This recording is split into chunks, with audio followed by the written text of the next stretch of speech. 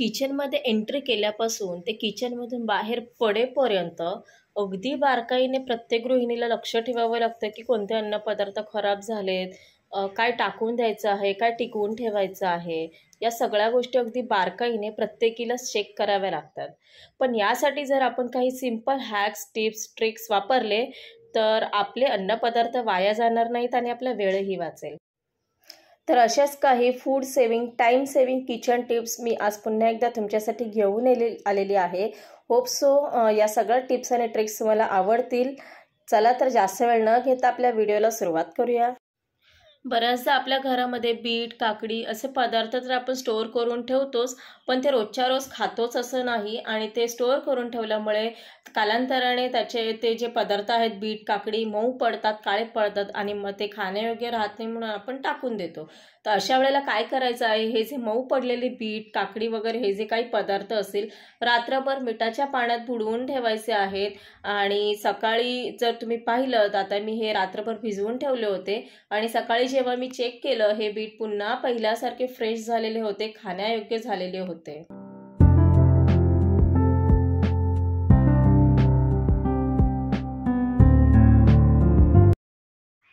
बटाटे जेव्हा आपण उकडत ठेवतो तेव्हा कुकरमध्ये फक्त तळाशी पाणी घालून ज्या भांड्यात आपण बटाटे शिजवायला ठेवणार आहोत त्या भांड्यात पाणी न घालता ते बटाटे नॉर्मली जेवढ्या तुम्ही शिट्ट्या करून घेता तेवढ्या शिट्ट्यांवरती शिजवून घ्यायचे आहे. अशाने काय होईल तुम्ही बघाल, बटाटे एकदम व्यवस्थित शिजले जातात. कारण जेव्हा आपण पाणी घालून बटाटे शिजवतो ना तेव्हा अगदी त्या बटाट्यांचा लगदा होतो, त्याची वरची साल काढताना देखील बराचसा बटाटा त्याला चिटकून बाहेर येतो आणि ते बटाटे सहज चिरताही येत नाही.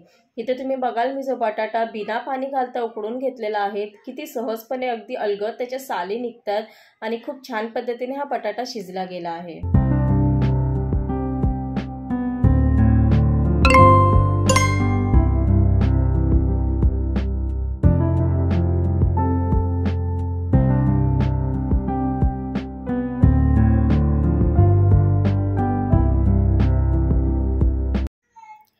जेव्हा जेव्हा आपण बटर मार्केटमधून घेऊन येतो आणि फ्रीजमध्ये स्टोअर करून ठेवतो, बऱ्याचदा आपल्याला घाई गडबडीत बटर यूज करायचं असतं, पण ते फ्रीजमध्ये ठेवल्यामुळे घट्ट होतं आणि ते आपल्याला लगेच यूज करता येत नाही. तर अशा वेळेला काय करायचं आहे, या बटरचे घट्टच असताना या बटरचे क्यूब्स करून एका एअरटाईट कंटेनरमध्ये स्टोअर करून ठेवून द्यायचे आहेत. म्हणजे जेव्हा जेव्हा आपल्याला बटर लागेल तेव्हा तेव्हा एक क्यूब उचलून आपण तो लगेच यूज करू शकतो आणि तो तव्यावरती किंवा गरम भांड्यात टाकल्यामुळे लगेच तो मेल्ट देखील होतो. आपल्याला त्यावेळेला गडबड होणार नाही. आणि तसंच हा जो बटर ज्याच्यामध्ये रॅप केलेला असतो तो कागदसुद्धा असंच फेकून न देता एखाद्या भांड्याला पुसून घ्यायचं आहे, जेणेकरून ते आपलं जे एक्स्ट्राचं बटर आहे ते देखील वाया जाणार नाही. ज्या भांड्याला ज्याच्यामध्ये आपण चपाती वगैरे गरम करणार असो किंवा भाजी करणार असो.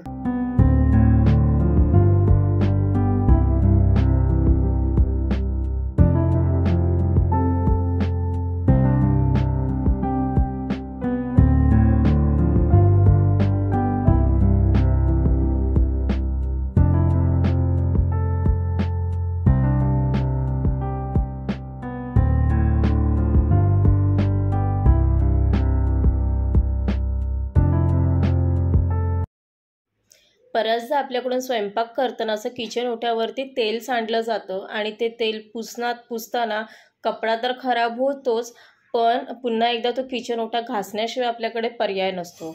तर अशा वेळेला काय करायचं आहे, नॉर्मली जेव्हा केव्हा तुमच्याकडून थोडं का होईना तेल जरी सांडलं असेल ना तर त्यावरती फक्त थोडंसं गव्हाचं पीठ घेऊन अशा पद्धतीने तो भाग पुसून घ्यायचा आहे.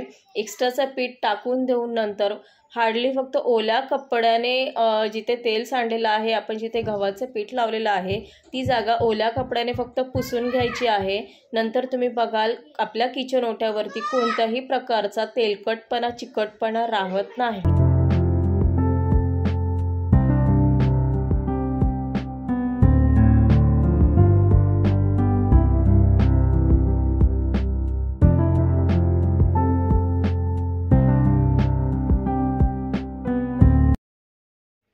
बऱ्याचदा आपण शिळी भाजी वगैरे फ्रीजमध्ये ठेवून देतो आणि ती गरम करताना मात्र आपण ज्या भांड्यात ठेवलेले आहे त्याच भांड्यात गरम करताना ते भांडं जळतं, भाजी गरम करताना पुन्हा ठसका येतो, असे सारे प्रॉब्लेम्स आपल्याला फेस करावे लागतात.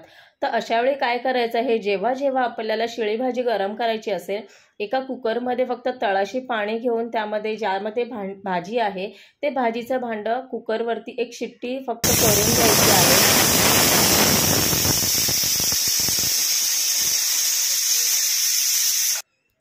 आता या कुकरची शिट्टी झाल्यानंतर तुम्ही बघाल भाजी अगदी फ्रेश झालेली आहे. जशी आपण फ्रेश भाजी करतो त्या पद्धतीने गरम झालेली आहे आणि आपलं भांडं देखील जळालेलं नाही.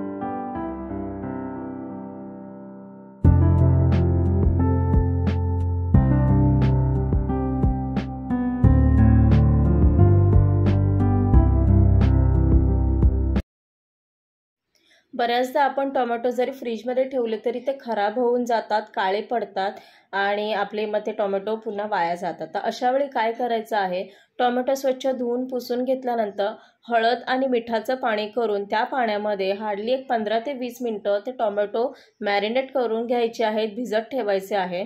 आणि 15 ते 20 मिनिटानंतर हे टोमॅटो पुन्हा आपण एकदा स्वच्छ कपड्याने पुसून घ्यायचे आहेत आणि ते स्टोअर करताना एका भांड्यामध्ये पेपर किंवा टिश्यू पेपर किंवा न्यूजपेपर आपण खालती अंथरून त्याच्यावरती टोमॅटो स्टोअर करून ठेवायचे आहेत.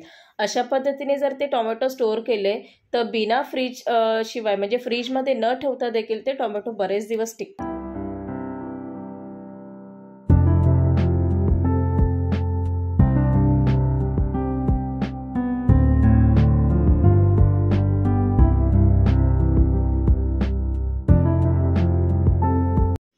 भाजी चिरताना नेहमी भाजी एकसारखी चिरावी, कारण जर तुम्ही भाजीचे लहान मोठे असे तुकडे अंदाजे केलेत तर छोट्या तुकड्यांपेक्षा जास्त वेळ भाजीचे मोठे तुकडे शिजण्यासाठी जातात आणि यामध्ये काय होतं की भाजीचे जे मोठे काप आहेत ते शिजेपर्यंत भाजीचे छोटे काप शिजून त्याचा लगदा तयार होतो आणि अशाने भाजीची चव देखील बिघडते.